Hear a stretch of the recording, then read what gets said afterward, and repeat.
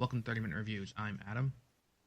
I'm going to forego the niceties this week because I have to go on a mini rant against green texts on Reddit. Oh. 4chan, whatever. I see them on Imgur, so I don't even know. You see the pictures of the green text after the thing. Yeah. Okay. So if you write a green text and you don't have a fucking joke at the end, like, fucking kill yourself. Like, green texts that are just stories are the worst shit in the world. Because I'm reading this long fucking thing, and then at the end, it just ends, and I'm like, where the fuck was the joke?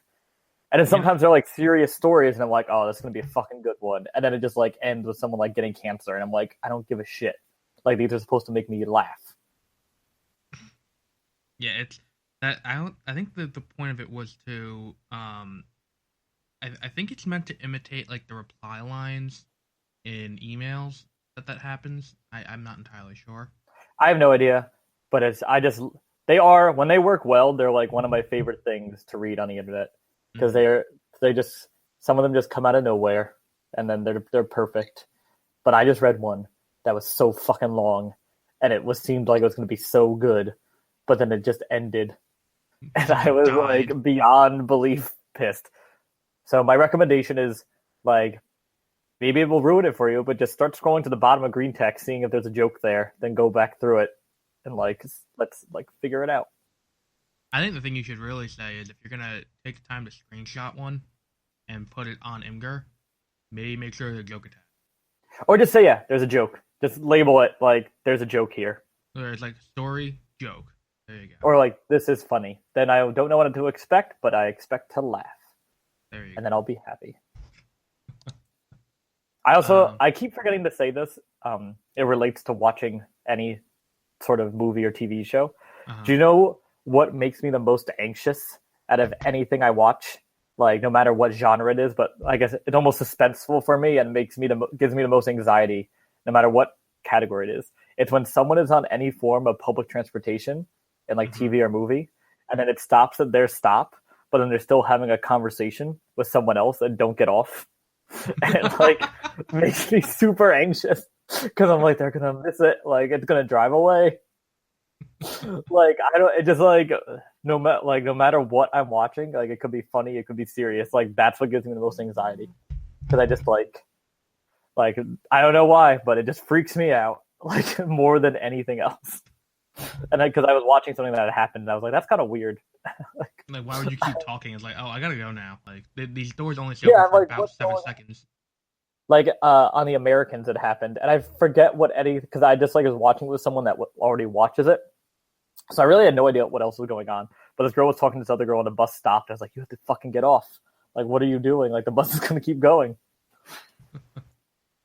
Oh, it was terrifying. Yeah. So we're back on our regular schedule. Yay! As you can tell. So I have a question for you before we get started again. It's another car-related thing. I think this is gonna end up being a segment because I encountered this last week when I got my oil changed. Did we talk about my oil change last week? Didn't they charge you for something? Yeah, we did. Never mind, we did talk. I just don't remember if I talked to you. Everyone at work was like, "You got ripped off." And I'm like, "Yeah, probably." Yeah. The $100 power steering fluid at work. We sell power steering fluid for $5, so I probably could have done it myself with a turkey baster in about half hour of time, according to one of the guys I work with. But, yeah, you just need a bucket to drain it into. Yeah. So I will. Yeah, I'll probably do it myself in 20,000 miles, which going 7 miles back and forth to work. Will be in about 8 or 9 years. So what is the current car question? Oh no, that was it. I didn't know. I didn't remember if we talked about that or not. I still have to get an oil change for my car, and now the check engine light came on, so I'm pissed off about that because I don't think there's anything wrong with it. But when you bring your car to a mechanic and they charge you a diagnostic fee to get the check engine light checked. And all that is, it's a little computer. And if you look under where your steering wheel is, there's like a black box. There's a plug, and they just plug this other thing into it, and it just tells you the code for what the check engine light is for. And then they charge you like $50 for that.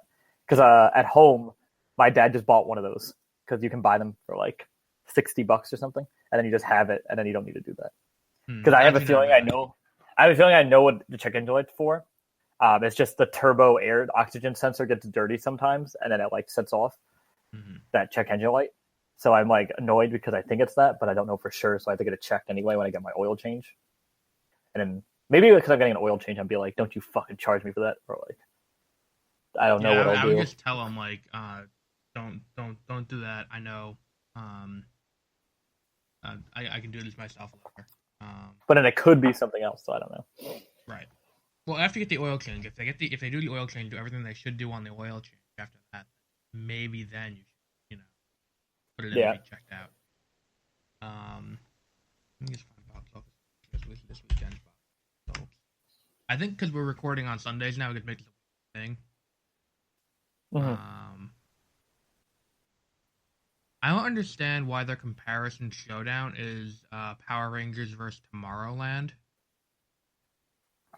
I don't know. They're both mediocre. Because Power Rangers after 17 days has made $75 million. Tomorrowland after 17 days has made $6 million. That's fun. This year's biggest movie of the year so far is Beauty and the Beast. But, did anyone else otherwise by this point? The weekend, what we have for this weekend, with the full weekend show, see how much money we can say Ghost in the Shell has lost so far. Number 1, The Boss Baby again. Number 2, Beauty and the Beast. Number 3, the new Smurfs movie, with $14 million. Number 4, Going in Style, that Michael Caine and Morgan Freeman movie, with $12.5 million. Directed by Zach Braff or whatever. That's not bad. Number 5, Ghost in the Shell. Let's just keep in mind for a second, the number 1 and number 4 movies are the only ones that aren't sequels, prequels, something else like that. They're the only original movies in the top 10. Oh, no. Get Out's still number 9. And The Case for Christ is number 10. I've never even heard. But all the rest are big budget adaptations of movies that we've seen before. Yeah, because I just looked, the Zach Braff one is a remake of, I guess, a movie from the 70s. Yeah, because if I see 2017 next to the title of your movie, then that means that there's another movie with the same title. Which, when I saw Going in Style, I just thought it was, maybe they just, maybe there was another movie called Going in Style, but it's not exactly a title that would be... It's not defining. Right, yeah. Or like Logan, if they had Logan 2017, then like, yeah, there could have been another movie called Logan, because it's just the same. Logan's Leros. Like Life is an original movie, but it's not a remake. But it's Life 2017 because it was a previous movie. Yeah, there's also the BBC nature documentary called Life. Let's see what else we have. Gifted opened this weekend. That's Chris Evans' new movie that made $476,000 in 56 theaters. Never mind. And it's number 16. And Logan's still in the top 10. Over Get Out. So I guess if you haven't seen Get Out at this point, you're not going to. Oh my god, it's in my eye. Beating out Life is what really shocks me. Like, Logan came out well before Life, and Life is already down at number 12. Yeah. Because, like I said, Life is going to end up being pushed under the rug because it's coming out in the same year as Alien Covenant. Yeah, Life looked good. I wanted to see it, but I just haven't gotten around to it. Yeah. It was a movie that looked good, but not amazing enough for me to go see it. It only has a 54 on Metacritic. Number 21. Do you want to know what the number 21 movie is? What? Rogue One, a Star Wars story. Good for Rogue One. Beating out John Wick. Wow. And La La Land. And Before I Fall, which also came out more recently. So, that's always fun. I don't understand how it beat out John Wick. Or how Rogue One's being shown in more theaters than John Wick. Like the weekend after it comes out on Blu-ray is when it's in more theaters than John Wick Chapter 2. But yeah, I don't know. Let's see. So our first major news story this week, with Fast and the Furious, the fate of the Furious is F8. Get it? Yeah, I know. I get it. The pun. The Fate of the Furious is coming out this weekend. And as we see here, this movie's gonna make a crap ton of money. It's gonna be by the end of its run, it's gonna be the number one movie of the year. Until Justice League. Yeah, I think that's my prediction. I think it's gonna be number one is gonna be Episode 8. Number 2 is gonna be Justice League. Number 3 is gonna be Fate of the Furious. In the global box office by the end of the season. Mm-hmm. The writer for Fate of the Furious was asked if he would ever take the series to space. Now, before I tell you his answer, how would you feel if Fast and the Furious 9 was like, we're going to space now, and we're going to do space race? How would you feel? I want to be surprised. I'd be like, why? Like, yeah, go for it. Yeah, that's how I feel. Like, make this go full camp, like, at this point. Like, they know what they're doing. Like, I know what I'm going... Like, this is one of those movies, like Transformers, like Power Rangers, like Independence Day Resurgence. I'm going into this expecting cars and PG-13 porn.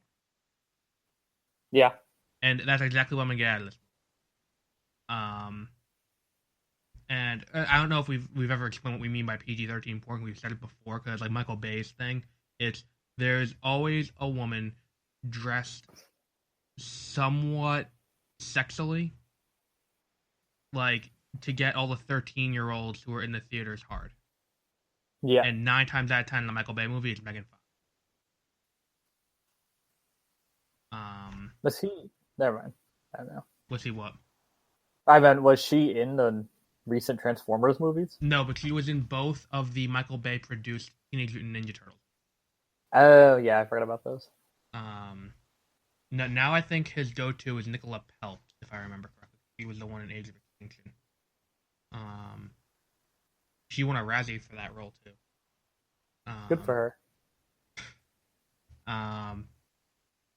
Wonder Woman is... Oh, and I never answered the question. Yes, they said they would take it to space if the story was good to take it to space. So I'm looking forward to that in Fast and Furious 9 or 10. Wonder Woman is coming out in 2 months. I keep forgetting about that movie. Yeah, exactly. And that exactly explains why this headline is the way it is. Wonder Woman is projected to have the lowest opening in the DC Extended Universe. Out of the 3 that have already been released. 4. It'll be the 4th movie. And let's talk about the, so what the competition. It's Batman v Superman, Man of Steel. And the Academy Award-winning Suicide Squad. Oh, yeah. I forgot about Suicide Squad. No. You're saying it wrong. It's the Academy Award-winning. That's how we have to acknowledge it from now on. So the... And to be fair, I know we're knocking it for winning an Academy Award for being such a crap movie, but they did do a very good job with their makeup and hairstyling in that movie. True that. It takes a lot of effort to dye the tips of Margot Robbie's hair to 2 different colors. Truly, there's nothing else. Now, Box Office Pro has predicted Wonder Woman is slated to have the worst opening weekend of the DC Universe, opening at a projected $93 million. And it's projected to only make $225 million domestic, which would make back its budget. So that's not too bad. But think about the other movies it's up against. You have Man of Steel, which was Superman. Yeah. And everyone knows Superman. And it's the first Superman movie since Superman Returns. And the trailers, in typical Zack Snyder fashion, made it look like it was going to be a good movie. Then when you see it, it's like watching... I don't even know what's the comparison anyway. Then Batman v Superman, Dawn of Justice. I don't think you could have a more regular movie-going audience title than Batman v Superman. That opened to 166 million when that opened last year, and Suicide Squad, which was okay. Let me just take a minute since you already had your little rant about the green text. I have a little rant about comparisons between Doctor Strange and Suicide Squad. I didn't know there were many. There are for box office, and like, why didn't Doctor Strange make as much as Suicide Squad? Suicide Squad was billed as a Batman and Joker movie, despite the Joker having 5 minutes of screen time and Batman having under 3. Yeah. So when you in the trailer show all the Batman scenes and all of the Joker scenes, plus a few Joker scenes that were cut from the movie, you're gonna hear people going, "Oh wow, the Joker's in this and Batman's in this." You sold it as a Batman. Meanwhile, Doctor Strange, the art of Doctor Strange is like, this is meant to be the next Iron Man. It's like, no, that was not how it was advertised. The movie was advertised as, this is another Marvel movie. So it performed as it would Ant-Man, as Ant-Man performed, as Incredible Hulk performed, as Iron Man 2 performed, Thor, Captain America, with the exception of the Winter Soldier and Civil War. I don't know what people were expecting. Like, I don't know why you're like, oh, well, look, Suicide Squad made more money, and it's just a bunch of villains no one's heard of. And it's like, the marketing was big for them. But Suicide Squad opened to 133.6 million because of the Batman and Joker pony show they put on to get people to go to see it. Wonder Woman doesn't have any pull like that, so it's only projected to make 83 million. So that's always. I mean, 83 million is nothing to shy away from. Don't get me wrong. I'll take at least like 500,000 from that. Like, yeah, I'd be happy. I'll take it. What was the other one? I don't think Wonder Woman's going to keep its run as strong. That's the other thing. I don't think it's gonna have legs.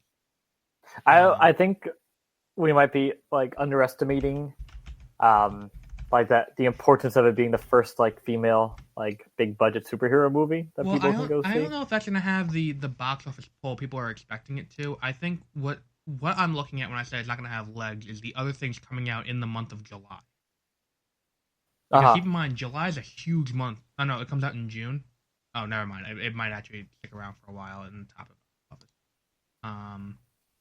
It opens against Captain Underpants, the first epic movie. Oh God. So that's what anyone with kids is gonna go see. And that's June 2nd. Then June 9th, The Mummy comes out. I don't think I have to worry about The Mummy. I think The Mummy could knock it. It's not gonna knock it out of the top spot, but it's gonna make a ding in it. Then the next week you have Cars 3. That's going to be the one that unseats it. Like, that could be a problem. Cars 3 is going to be the one that unseats it. Then the week after is the one that's going to push it down to number 3, is Transformers The Last Night opens. Yeah. People fucking love those. And Anthony Hopkins is in that. Ooh, I don't even know if Spider-Man's going to make the top spot this year. Because Spider-Man opens right after Transformers the next week. I think there's a chance Spider-Man could open the number 2. So, but yeah, I don't think that's the thing. I don't think that this is going to have. It's definitely not gonna have the legs, especially past week 3. Yeah. So all of its money is gonna be front loaded, unlike Star Wars, which lasted like a year and a half, or 37 weeks, something like that, making a ton of money. This isn't gonna do that. So let's see what else we got. Not much. Oh, Don Rickles died. We mentioned. Oh yeah, forgot about that also. He did not record his lines for his new movie. Oh no! Before he died, his new movie being Toy Story 4. Yeah, that would have been funny. So they have to recast. He always played Mr. Potato Head. Oh, I never knew that actually. Yeah, Don Rickles played Mr. Potato Head, so they would have to recast that before the new movie. And then I think they should kill Mr. Potato Head. I don't think they're gonna do that. That would be a little bit dark. Like that's how the movie opens. He gets that shot. Or he gets like stepped on and shattered. Oh, so we don't have any trailers this week, I don't think. Did you see any trailers this week? Nope. Yeah, we don't have any trailers this week, but next week we have a big one. That's where I was going with it. What's the big one? Star Wars Episode 8 is rumored to have a trailer debut next week. Oh. At the Star Wars celebration. That'd be cool. Yeah, I don't have any new trailers. Oh, there's an Injustice trailer, but that doesn't really count. Oh, there was a new trailer for The Mummy, but who the hell cares? Yeah. Also, Anthony Hopkins called Michael Bay a genius as a director. Well, as a director, I would say he is one of the better technical directors, because I've said it before. We cannot diminish what Michael Bay has done for IMAX. Yeah. But Anthony Hopkins also despises like live theater. He thinks it's stupid. He also hates Marvel. That's like his dream as an actor was to be a big Hollywood actor, so I feel like the Transformers franchise is like the epitome of what that means. Yeah. Oh, there was one other trailer we missed. Pirates of the Caribbean 5. They show Will Turner in the trailer. That's the big thing. What else do we have? What 13 Reasons Why went up this week on Netflix. Wait, what came up? 13 Reasons Why. Oh yeah, that's that suicide one, right? Yeah, the one with the girl who kills herself and leaves a bunch of tapes for everyone. About how much they suck. The thing that reminded me of that was I checked YouTube to see if I did miss any trailers that came up this week. And there was a video on Vivo of Selena Gomez, Kill 'Em With Kindness, an acoustic version of it over video of that show. And I'm like, I think you're vastly misrepresenting. It's a little bit melodramatic. Yeah, like, because apparently there's nothing kind in that movie. Episode 9 is slated to begin production this summer. So they're already starting that. The New Mutants entered pre-production today, so that's always nice too. Let's see what else we got.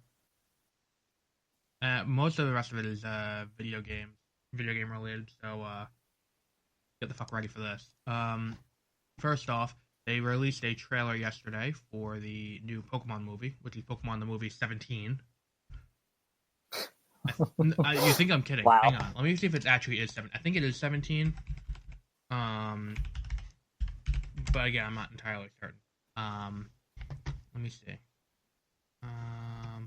Movie. 1, 2, 3, 4, 5, 6, 7, 8, 9, 10, 11, 12, 13, 14, 15, 16. Fuck. 17. Stop. 18, 19, 20, 21, 22. Never mind. Pokemon the movie 22. The one thing I hate about this mouse, the scroll bar is so sensitive that when it goes back to its default position, it scrolls the entire screen. Well, yeah, I think you can adjust that. I gotta figure out how to fix that. So they showed a trailer for that yesterday. It's called. Let me open up the synopsis. They also released a synopsis. The movie is unique from previous movies, where previous movies take place in a alternate timeline from the mainline stories, from the mainline series.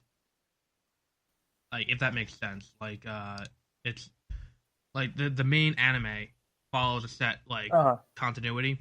The movies take place outside of the continuity of the anime, and the anime doesn't reference the movies. Mm-hmm. So it's like they're there, but they don't matter to the show. Like Power Rangers, like the Mighty Morphin Power Rangers. So the new one takes place between the first and second episode of the original series. Huh, that's weird. Because I don't know if you remember the original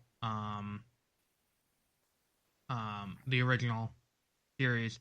At the end of the first episode, they debuted at that point it was the 152nd Pokemon, which was Ho-Oh, was at the end of the first episode of Pokemon. Oh yeah, okay, I remember that. So the synopsis is Ash, a boy living in Jesus fucking Christ, stop scrolling. Ash, a boy living in Pallet Town, greeted the morning of his 10th birthday. The day he became qualified. Jesus fucking Christ, I hate these translations from Japanese because they don't know how to write non-run-on sentences. That was one sentence. Ash, comma, a boy living in Pallet Town, comma, greeted the morning of his 10th birthday, comma, the day he could become qualified to become a Pokemon trainer, period. A lot of comma. It's very dramatic. Yeah. Ash's heart, filled with desire for Pokemon, he has never seen before, in a world he's never seen before. But while he was meant to be given a Pokemon that would become his partner at Oak's lab, he ended up severely oversleeping, and all that was left for him was a Pikachu, a Pokemon that did not get attached to humans. Even though the two were at odds with each other, their friendship deepened little by little, and as they looked at the legend of Pokemon Ho-Oh that flew through the sky the day they set off, Ash and Pikachu swore an oath that one day, as they held one of the rainbow wings, let's go meet it together one day.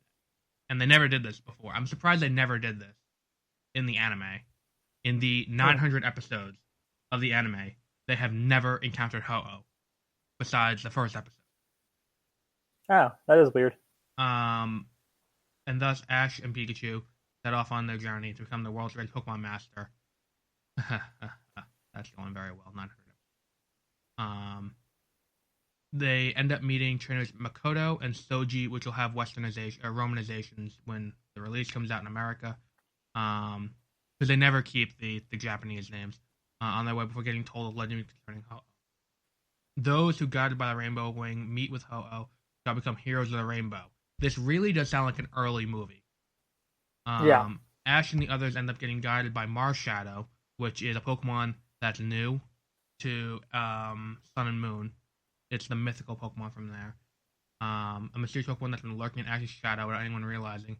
Make their way up Mount Tenzi, where Ho-Oh lives, which is not where he lives in the game. But I digress. But a strong opponent appears before them. Will the duo manage to reach Ho-Oh in order for them to fulfill the promise they swore on that day? And that's what the thing is. Now, the other thing that's weird about this is it started getting, you know how they get, how Pokemon is, where it's like they release a game and then like, let's just go back and re-release one of the old ones in HD. Yeah. That's the new thing that's happened, because this is them kind of trying to course correct a little bit from the anime not having any new Pokemon in it, because like for the first 100 or so episodes there were only 150 Pokemon, but now there's like 800 and change. So now they have Pokemon from very specifically Diamond and Pearl in this game, because Soji has a Lucario and Makoto has a Piplup, both of which were very highly pushed around the release of Diamond and Pearl back in 2006, 11 years ago. Mm-hmm. Oh, did you know Super Paper Mario came out 10 years ago today? Like the first one? No. Super Paper Mario, the third one. Oh. The third one? Yeah. Oh, wow. That one makes me feel Paper Mario, Thousand Year Door, Super Paper Mario, Sticker Star. I do remember going to Blockbuster to rent the first Paper Mario for the Nintendo 64. I finally beat that game for the first time like 2 weeks ago. Because I never had a 64. Like 100%ed it? No, I never had a Nintendo 64, so I had to buy it on the Wii U. Oh, okay. No, I definitely beat it. I never beat the third one because I just kind of. I never played the third one. I wanted to play the third one, but we couldn't find it the year it came out. The third one's when he can turn like sideways, right? Yeah. Yeah, that one it was okay. What they call Sticker Star and Color Jammer are unplayable mess. I never played those ones. One for the Wii U, one for the 3DS. So now people are seeing if Diamond and Pearl are going to be the new remake, because the trailer shows Pokemon. They're really showcasing Pokemon from Diamond and Pearl. Whereas I had a Lucario, you wouldn't think too much about that, because for some reason, anytime there's a new movie, they trot out Lucario like he's a $10 whore. You think I'm kidding? I'm completely serious. They bring like every movie, every time they need a Pokemon representative, it's always Lucario for some reason. So they have Piplup, they have that. Also, it'll be 11 years since it came out. The thing is, usually if they're gonna do that, they allude to it in the game somewhere. In the previous game, where like in what's it called? In X and Y, there was a person who's like, "Oh, I swam all the way from the Hoenn region," and then there was the person who was like, "The 25th anniversary is a ruby, and the 30th is a sapphire," which was a very out of place comment to make. So and then they ended up releasing Omega Ruby and Alpha Sapphire shit all over the source material and gave us those games without a Battle Frontier. And then they this one appears they're going to be bringing them back. And the other reason why they think it's big, Piplup was in the anime for the entire run of the Diamond and Pearl year, because he was Dawn's partner Pokemon that never evolved. So the entire duration of the Diamond and Pearl anime, Piplup was in it. So that's why it's a big deal. And then they are going to eventually do a distribution for Mars Shadow, which is finally given back. Then what have we got? Mario Kart is going to be getting a theme park ride. Where? In Universal. I guess that would be like an Epcot test drive one. So what now what happened was Nintendo was trying to get a foot in the door at various theme parks for a while now. And Universal was the one they eventually signed the deal with.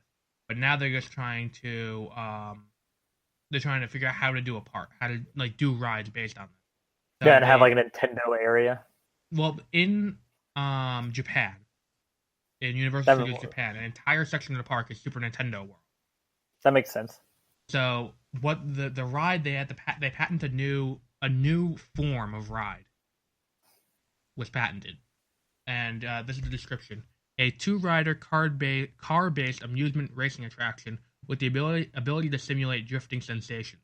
Two passengers who would be in time points competition with the other car will have control over some aspects of their ride vehicle. The driver would have a steering wheel and acceleration brake pedal to control the turning and drifting of the vehicle and speed. The rear passenger would have a control interface with buttons that could control the vehicle or bounce the ride vehicle, providing a boost to the vehicle. So it's based on Double Dash. I was going to say, Double Dash. Yeah. My type of ride. I think Double Dash is the most underrated game in the series. I don't understand why people hate it. It's so interesting. Like, and the super, like, items, that's fucking cool. Yeah.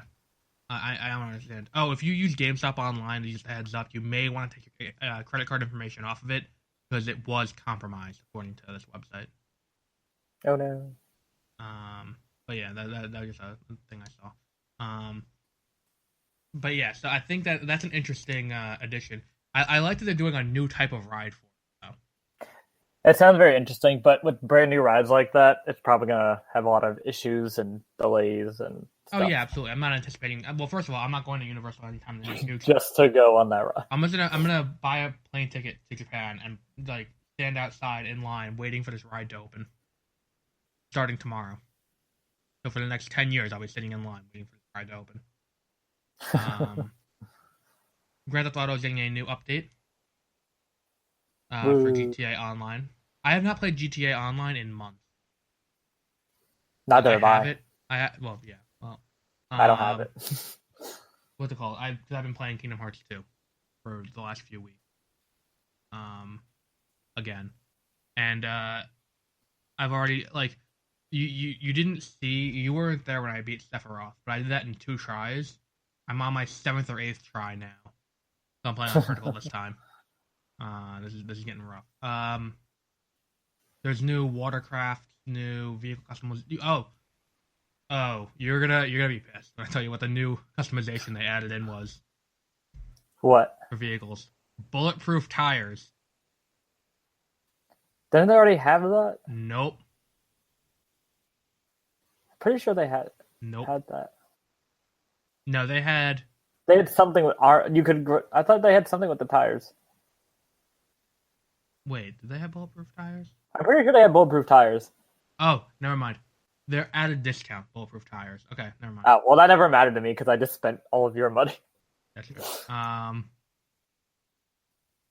Well, no, this is for online. I never played online. Oh yeah, that online. One time I heard the fight of the century between the black guy and the autistic amazing guy. Now, if you're looking to get a Switch, today, all locations nationwide of Toys R Us will have Nintendo Switches in stock. Thank God. So if you're looking to get a Switch, I would go today. Granted, if you're looking to get a Switch now, I'm going to call you retarded.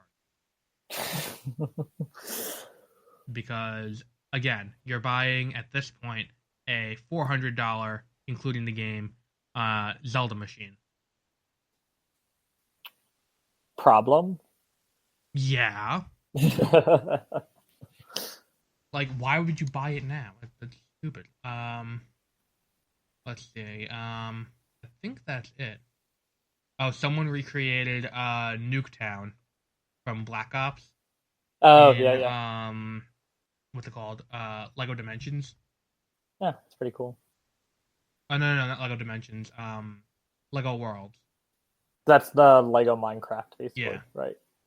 Yeah, it's a pretty fun game. I think I talked about it last week. King is making a Call of Duty mobile game. So, now let's just take a minute. The worst first-person shooter franchise and the worst mobile gaming company, the creators of Candy Crush and games like that, are coming together and having a bastard of a child, which is a Call of Duty mobile game. People will get it. I don't know. I don't think so. I think so. We're starting to get E3 information too. Bethesda is having already announced their official conference time and date. Not that matters now because it's 2 months away. EA Play is having their own. EA is doing their own thing. What else was there? Oh, Scorpio. Have we talked at all about Scorpio? No, I have no idea what you're talking about. So last year at E3, Microsoft started out their conference talking about the Xbox One S, which I currently have.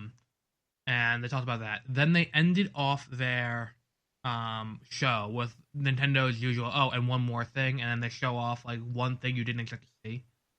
Yeah. Their announcement was Project Scorpio, which is a new Xbox, not an Xbox 4 or something like that. Yeah, it would be the 4th Xbox. It's not like that. It's an upgraded Xbox One that is more powerful by a long shot than the PS4 Pro. We know that. We officially know that it is more powerful than the PS4 Pro. I just went on their website. It has 6 teraflops. Oh, so it operates at the same speed that LeBron James does. Haha. But 326 gigabytes a second of memory. Yeah. It's the most powerful console gaming processor ever created. It's being held back by the Xbox One S because they still want to be able to operate Xbox One. They want to be able to go back and forth with games. Uh-huh. And it's natively 4K. We do know now, according to Microsoft, what the price is going to be. Like $800? $700. Okay, yeah. The console, it costs the console $650 to make. So if they're going to sell it at a profit, they got to charge at least $700. Yeah, they could have charged a lot more, so I guess that's good of them. I'm not going to buy this. Fuck that. I'd rather buy a Mac. funny. The Mac's still more, unless you get a used one. And you can still play your 360 games on it. That's pretty good. Your backward compatible 360 games, upscale to 4K. With 60 frames per second. So that actually is pretty cool. Not that it matters. I only have one. I have 2 backward compatible games. I have what's it called? I completely forgot. World at War, and yeah, there was one other one. World at War and Fable 2 and 3. But yes, I think that's it for news this week. So let's move on to our usual movie review. I have one thing. It's not news, but it's Goosebumps got dropped on Netflix, so I watched the original series of Goosebumps. So yes, it is good. But I was watching the first one. It's like a collection, and it's the Girl Who Cried Monster. And it's fine. It's a good one. But there was a balls joke in it. Like there's this one part where they're like cooking and the dad's making meatballs, and the mom was like, "You're making them too big," and the dad was like, "I like big balls." Aha! I was like, "Wow, adult humor." Edgy. So I want to start out our talk about Rogue One with commending Disney. And I think we can take some credit on it because we did talk about this on the show. Back when I got Civil War, I had an issue with the packaging of Civil War. If you recall, because I paid $25 and they gave me the Blu-ray. Literally just the Blu-ray. Now for Rogue One, I went to Best Buy and I got the Steelbook too, because I'm what's the word I'm looking for here? I got OCD with this. Everything needs to be the same edition if it's in a series. Yes, So I got the Steelbook for Rogue One. The Steelbooks are really cool. I also got I got my first video game Steelbook too. I don't know if I talked about that. I got MLB The Show 17 Steel. That's interesting. Because I know they made it's signed by Ken Griffey Jr. Why wouldn't I? I don't think it's really signed by him. I think it's just like I don't think so. So this I paid $100 for the special edition of MLB The Show 17. And I've never had worse buyer's remorse in my life. Because remember last year they gave away the free skins for your controller? Yeah. Like you got a controller skin for every team. This year they cheaped out and gave you free themes on your PlayStation. And a hat. I know I have a hat that I should have wore yesterday when I went out. But now Rogue One, the Steelbook, and that was the same thing with The Force Awakens, the Steelbook. It only came with the Blu-ray, nothing else. The Steelbook for Rogue One is a 4-disc set with the Blu-ray. The Blu-ray bonus features a 3D Blu-ray and and a DVD version of it, plus the digital copy. Which the digital copy is like Disney. They bind the digital copy to your points account, so you have to put it on your Amazon. Otherwise, you don't get your points. Do you want to talk about Rogue One a little bit? All right. I really like Rogue One. I think it holds up to rewatching. The only thing that I don't think holds up is the main bad guy. I forget what Krennic. Yeah, I feel like he's good, but I remember the first time I saw it, I really liked him, but then the second time I was like, he's okay. But I still like that everyone dies. I think that's refreshing, especially for Star Wars. The Darth Vader scene at the end was still amazing, even though I've watched that ending Darth Vader scene probably over 10 times after I watched the movie. I went on YouTube and looked it up, and it holds true at how amazing it is. Trying to think what else. I've generally enjoyed it. Forrest Whitaker's voice, actually, that still annoyed me just as much as it did the first time, but it doesn't take away that much. Me? Yeah, that part I still laughed at every time. His whisper screaming. Yeah. And his intense stares. Yeah, I think here's my problem with this movie, and I don't think we've really had a chance to talk about this issue that I've noticed recently in movies. Um, the importance of the third act being very good to overlook the entire first two acts being at best. Mm-hmm. Because that's the problem with this movie. Not a lot goes on until they get to whatever the name of the planet is, Scarif. Yeah. Which, okay, that's fine in itself if they got the Scarif early on. They don't. They don't get the Scarif until the beginning of the third act. Mm-hmm. The first two acts can be largely skipped over, and you don't miss too much of the story. Yeah.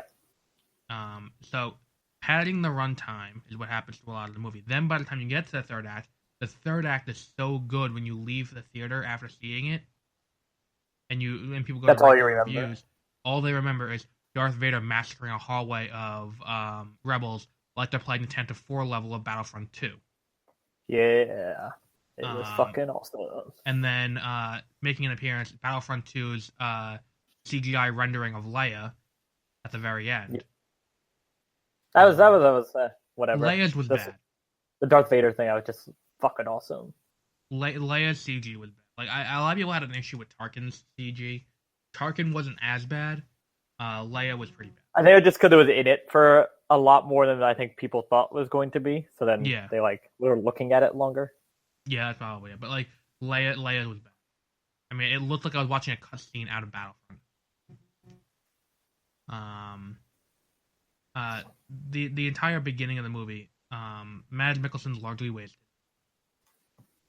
Yeah, I definitely think so. For the second Disney movie he's in a row. Because he's cooler in this one. They did correct one of the, and I didn't even think of this as an issue in A New Hope. When they're talking about the purpose, like the purpose of the exhaust port. Well, no. I like the old extended universe version better of why the exhaust port was there. What? And it was a fail-safe for in the event the rebels ever managed to get control of the Death Star, you would need to be so force sensitive that only a pilot like Darth Vader would be able to destroy it using that port. Oh, I do like that much better. Where it's like they knew what it could do, but they're like they don't have to worry about it because Darth Vader is the only person like powerful enough.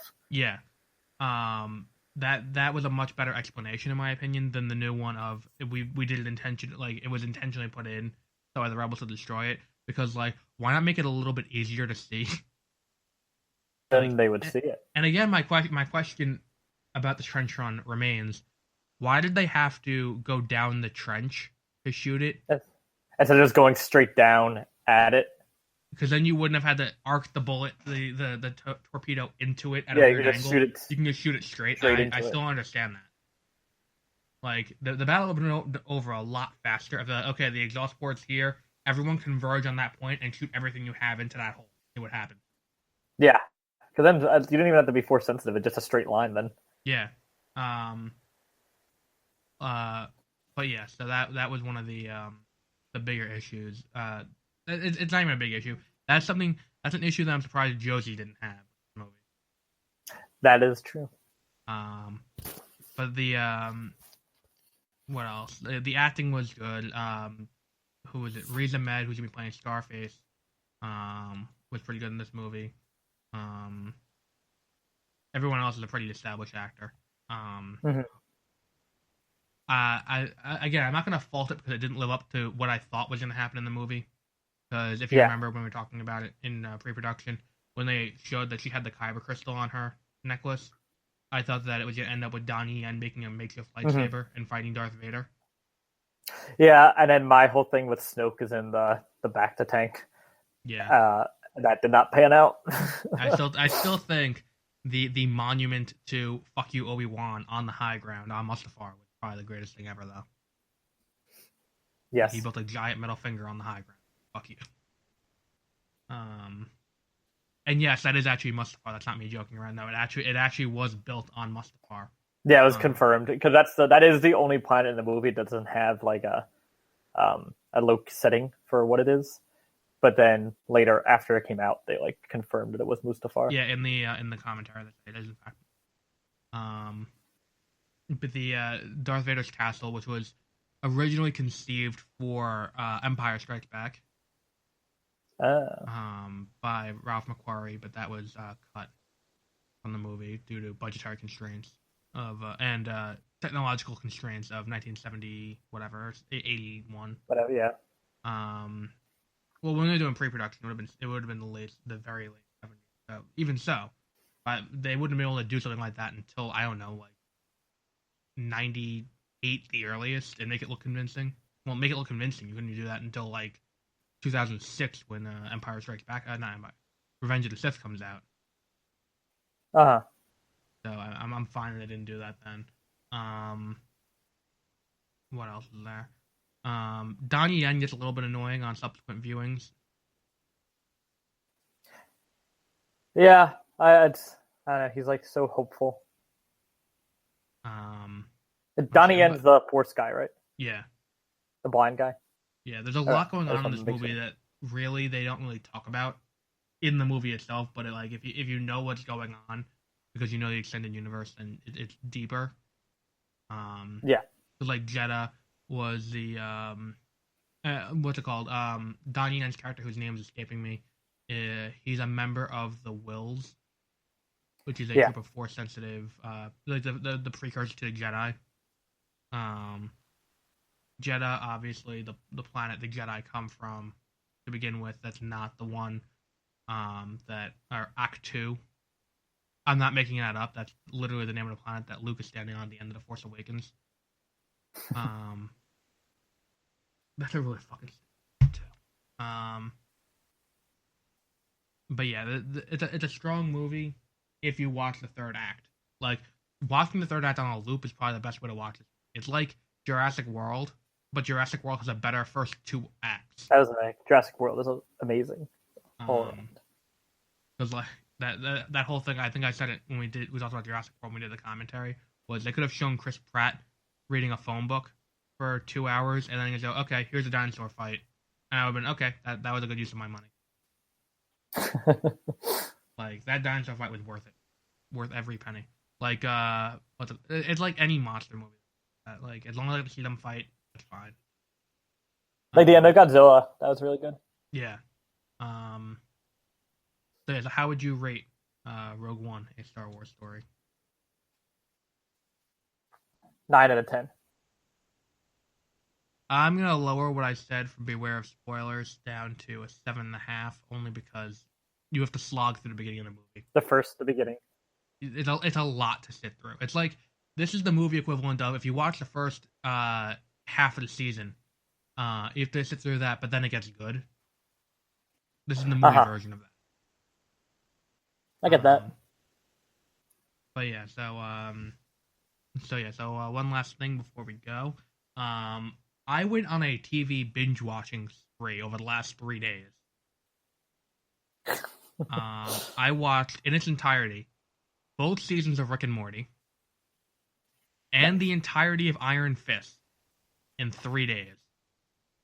That's impressive. And didn't you watch Trailer Park Boys also? Oh yeah, and the entire new season of Trailer Park Boys. That was very good. Iron Fist, as the one I'm going to talk about, we could do Trailer Park Boys after. But Iron Fist, I want to get my thoughts out on this because this is another example, like Batman v Superman, of why are the reviews so low on? And the other thing I caught is the reviewers actively lied to get people to not watch it. Why? Like, what did they say that was just wrong? One of the reviews I listened to was from Fat Man on Batman. Mark Bernard was talking about it, and usually he's a pretty good barometer for things like this. But he says a good amount of the show's runtime is based on Danny Rand trying to prove he's actually Danny Rand. That's blatantly not true because the beginning of the third episode starts with the Meachums acknowledging and putting him back in control of his company. Yeah, so that is not true. Yeah. It's like, and the other thing is like, it's boring, there's not enough action. I see that there's not enough action, if that's what you're looking for, but I didn't watch the show to watch someone constantly punching. And the other thing is that people are like, oh well, why doesn't he just use the Iron Fist for everything? And they explain in the show that when you use the Iron Fist, you have to wait for your chi to come back. So okay, so So it's you like can't mana. immediately use it twice in a row. Mm-hmm. So it's like, okay, that's explained too.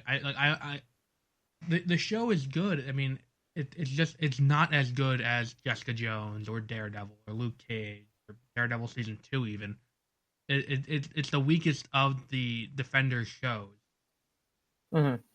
But it's not bad. It's just the weakest of the 4 or 5 if you include season 2 of Daredevil.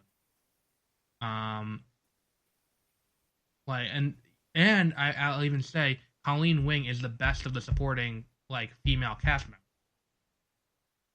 of the 4 of them because she actually has a character arc, unlike literally all the rest. And it's like, yeah, I understand why people say the plot is stupid because it's very hard to do Iron Fist on.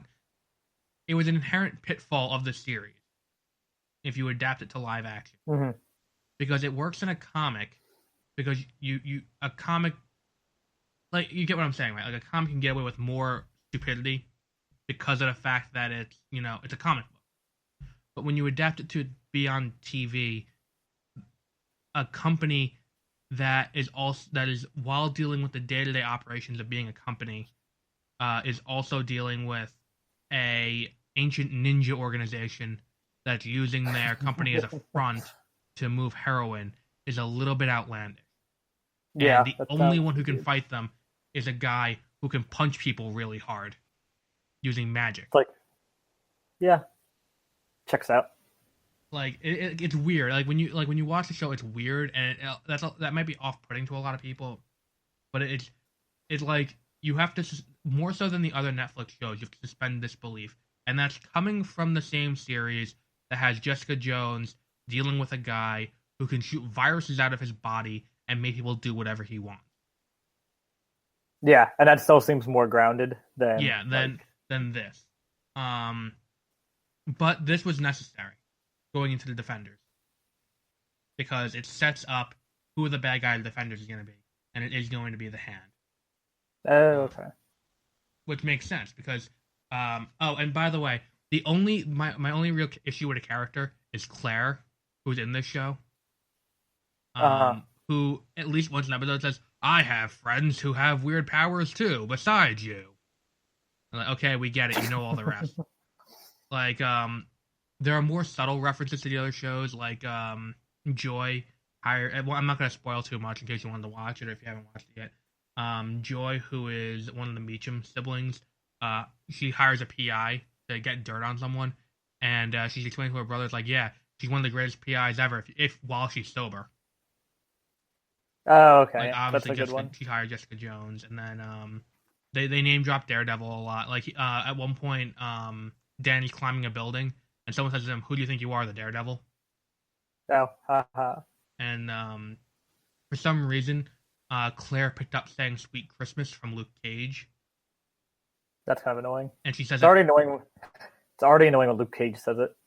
Well, he says it when he says it. It's okay because that's his catchphrase from the comic. I will allow that because that's his thing. I don't need Claire saying it too. Nor do I need Claire going, I know the devil out in the kitchen. I know Luke Cage who can take bullets without the man with unbreakable skin. Madame Gao's getting in on her too. Like, she's like, there's a man with unbreakable skin and a man who's blind, but he can fight anyway. And it's like, okay, we get it. This is the same series as the other 3, 4, 5 shows we've already watched. Move on with the actual plot of this show. But yeah, it's still good. Like, it's not one of those, like, 14. It has a 14 on Rotten Tomatoes, but again, like Batman v Superman, it doesn't tell you how. And the other thing is, you have to keep in mind the reviews were based on the first 6 episodes, and unlike the other Netflix shows, the show is one that starts out slow and picks up, where the other Netflix shows start strong and then slow down as the series goes on. Like if you watch like Daredevil, all the stuff with the Punisher is finished by episode 4. Then 5 through 9, nothing happens. And then 9 through the end is the climax with Stick and Electro. Yeah, that is very true.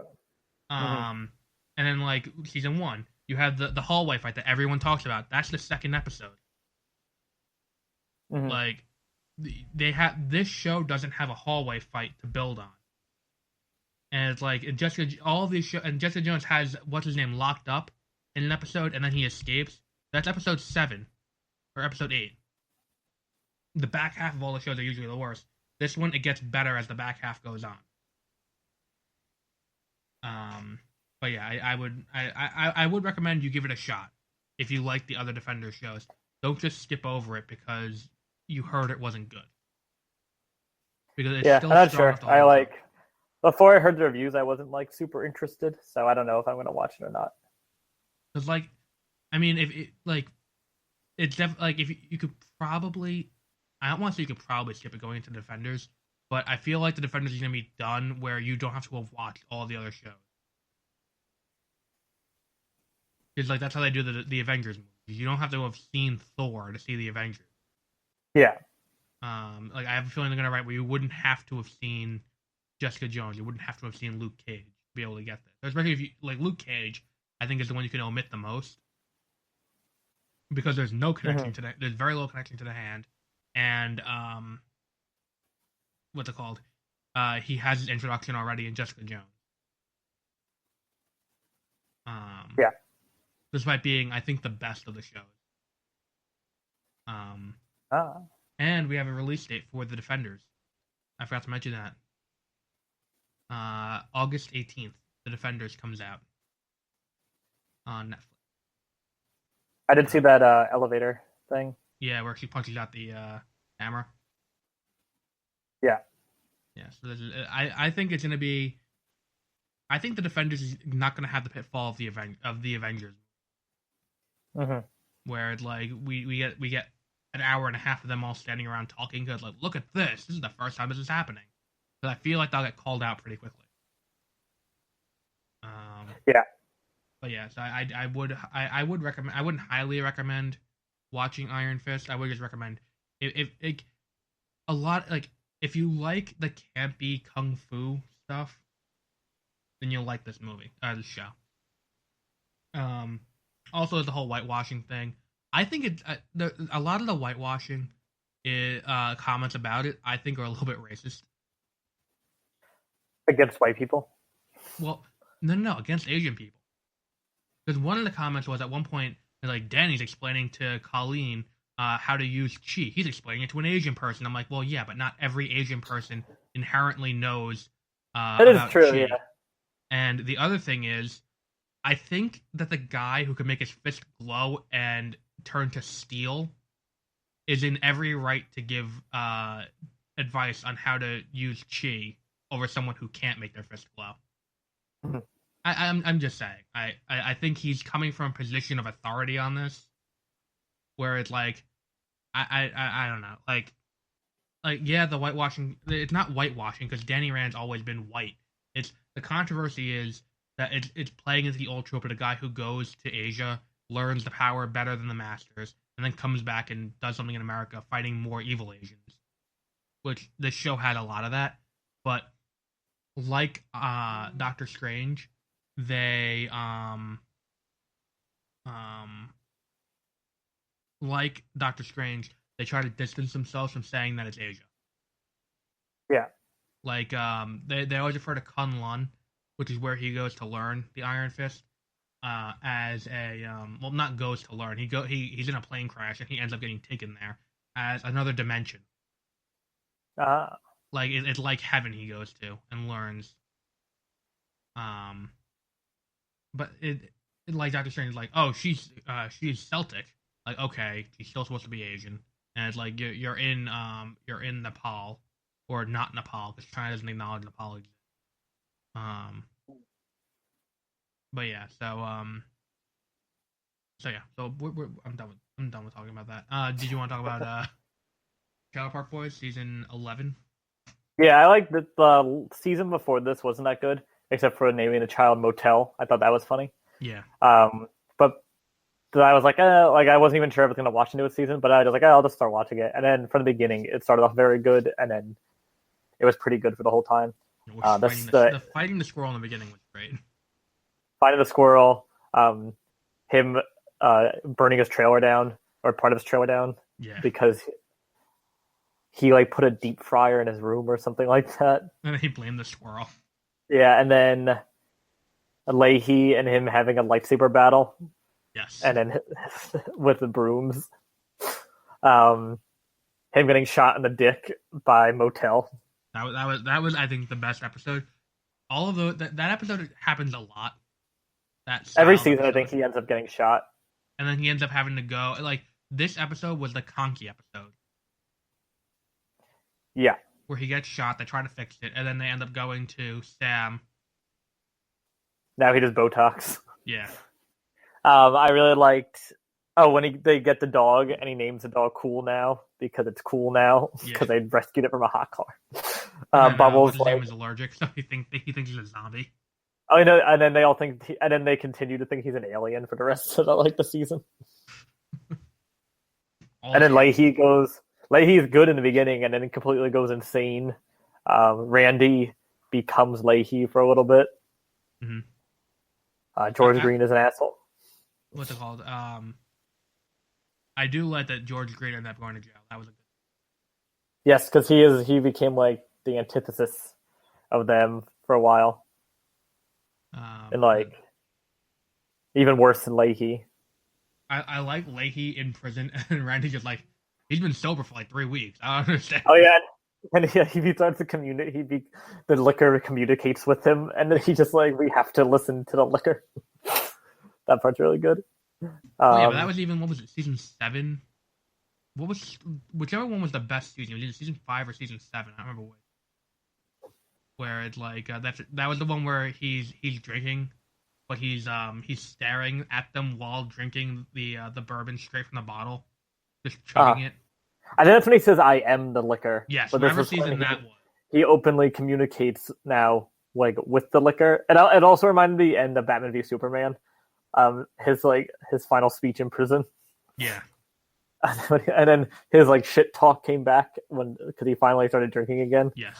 And then when they go to the after he finds out he's not Ricky's father, and then they go to the liquor store after he's been sober, and he's just like spend it all, and he's like, this is supposed to be our wedding money and our honeymoon to like Ireland, and he's like, I don't care, like fill the car. Like that's just perfect. And he's like, a shit captain goes down with a shit ship. Like, I think Leahy's the best character on the show, and the reason why last season was so not good is because of how he became a non-entity. Yeah, Bubbles is really good too. I like Bubbles' reactions. Yeah, like everything. I do feel bad for Bubbles a lot of the time though, because he gets like a lot of times he doesn't want to do things; they just trying to force him into it. Yeah. But yeah, that is true. Bubbles is like ends up being like. I think this season also did a good job showing how much Julian fucks everything up too. Yeah, and like Julian's more of a problem than Ricky is. Mm-hmm. But like Ricky's just stupid. Like Julian thinks he's smart. Yeah, and he's like, okay, we got this, but really, and I think for the first time ever, Julian spilled his drink. Yeah, it was. What was it? Was it when it was when he got arrested. Yeah. They like shoved him. Yeah. Yeah, I think that was the first time he ever spilled his drink, because even when the car rolled over off the road, he came out. Oh, yeah, he gets up and he's holding, and then when he's like driving the boat, getting shot at, they're still fine. It's so funny. But yeah, I think I think they have another season still. I think they've been renewed through season 12. Yeah, that makes sense. They also had a spin-off season where they're in Europe. Like that's not a special; it's a full season. I have not watched that one. Did you know that what's it called? Did you see what the SwearNet logo is at the end? With the fish, and it's like all the fish getting pulled up screaming "fuck." Yeah. The SwearNet movie has the most fucks of any movie like ever. I just still want to watch that one. Like, it not because of the cursing, but they are funny. These, I think they do all the writing themselves. Even to this. Yeah, it's definitely all writing improv. Were you happy because J-Rock was not in this season at all? I hate him. I know you. I really like J-Rock. He's annoying. I think he's so funny. And what's her name was I like because Snoop of Dogg's. the domestic abuse thing. Yeah, they in the first like 10 minutes they like told her off that she went to work as a maid in like America or something. Yeah. And then I like Snoop Dogg's guy that like came to pick up the drugs. He was funny. Oh, he was in like the last few episodes. Jonathan Torrens is not coming back even for the next season. Thank Christ. Who's that? That is J-Rock. Aw, I like J-Rock. His last season was last season. Oh no. And then Lucy's not coming back either because of Mike Smith's domestic abuse thing, which wasn't actually a domestic abuse thing. Yeah, they got into like a verbal argument or something, and then because of the laws of California, they have to arrest the guy. Yeah, someone has to be like taken away if it's a domestic abuse charge. And then it's like she didn't press charges or anything because nothing actually happened. But then Lucy was like, "Fine, I'm quitting because I can't work with someone who assaults a woman." And then the publicist was like, "That's not actually why she quit. She quit like 3 weeks earlier because they didn't announce it yet." That's funny. What else is there? There should be another season.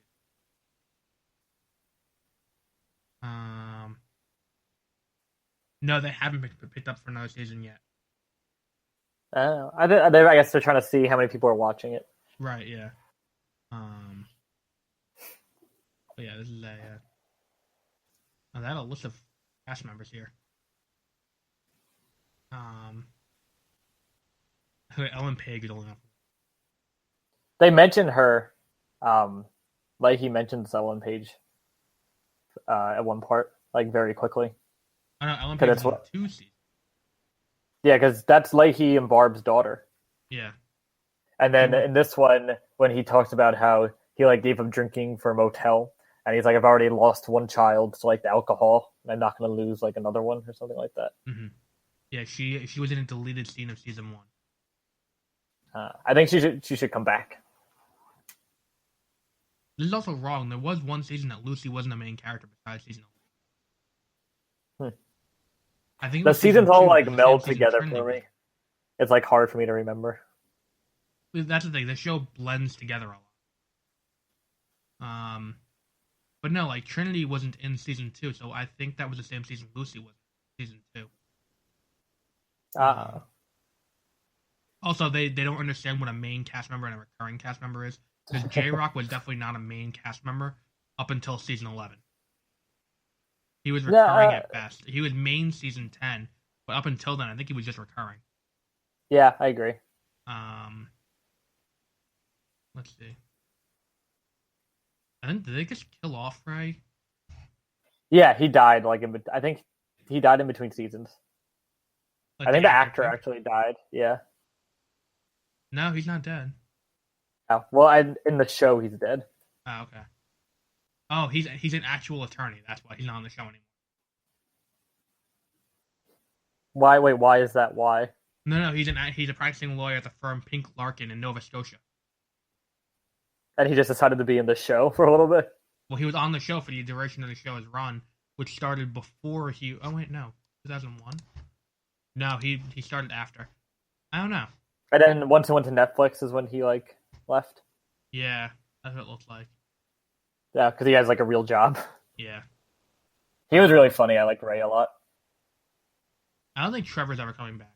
I think that was one of the things. I think because they said Trevor died. No, it's because Corey and Trevor were gone for 1 season, but then Corey came back. Because they left with what's her name, the redheaded girl. Oh, Sarah?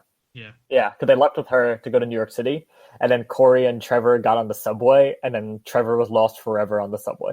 Yeah, I think they outright said he died. Yeah, down in the tunnels or something because they couldn't understand the subway system. Yeah. Let's see. Hang on. Okay, this is also wrong because Steve Rogers was on earlier than season 10. That is true, also. Yeah, that there's no. Yeah. Let's see. Paid minimum wage. But the show's going less tensions grew between the producers Barry Dunn and Mike Volpe and Jackson working conditions agreements. Jackson gave notice to fulfill his contract up until season 6. is his close friend with Mike Clattenburg. Okay, so here's what happened. As a show of solidarity, both Corey and Trevor left at the same time, and then Corey came back, and Trevor was like, "Oh, okay," because they weren't paying. Because Michael Jackson was also production assistant, besides being on the show, and they didn't actually they weren't pay. They were paying him minimum wage to do that. He was like, "Fine, I'm leaving," and then Corey was like, "Yeah, I'll leave too." And he came. And then the other, what's the other? Corey and who's the new one now? I forgot what you just said. Jacob. Yeah, Jacob, because Jacob was in it for like most of the show too, but just not because he was Philadelphia Collins' son. I wonder if they ever approached Ellen Page to reprise her role. I don't know. I feel like she would do it. She's really funny. I don't think you know what though? I feel like she's the kind of person who wouldn't do it. Like what's his name?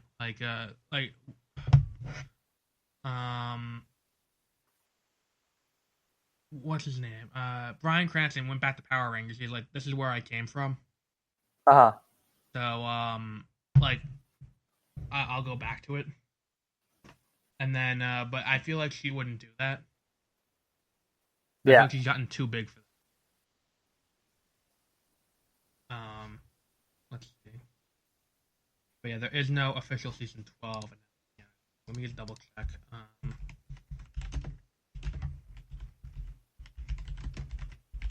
Boys.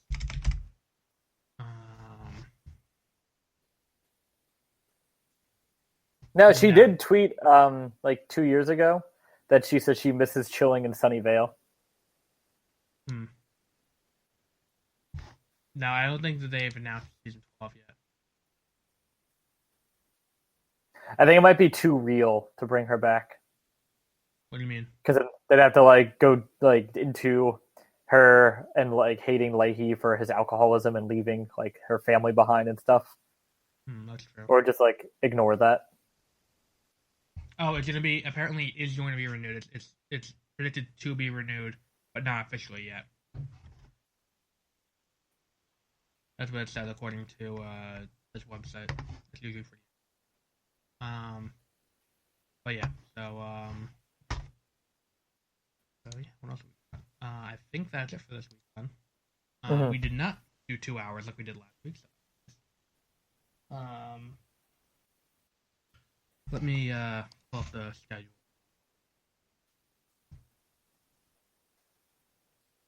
Hang on. My computer decided. Okay, so as I've said before, I live in a third world country. Oh wait, no. I live on Long Island, and for some reason, we get routine power outages. Like we're in a third world country. Like in North Korea, because I can't like afford to power everything at once. So they do like rolling blackout. Let me see. The updated one? Yes. So next week we have Furious 7 to coincide with the Fate of the Furious, which we'll see at some point next week, and we'll do a Beware of Spoilers for it. It's going to be rough, though. This is Easter weekend. It's going to be a rough weekend. Then Moonlight the week after, La La Land the week after that, and Guardians of the Galaxy the week after that, because we are only 4 weeks away from Guardians of the Galaxy Volume 2. Woo! So, we'll be back next week with Furious 7. See you later.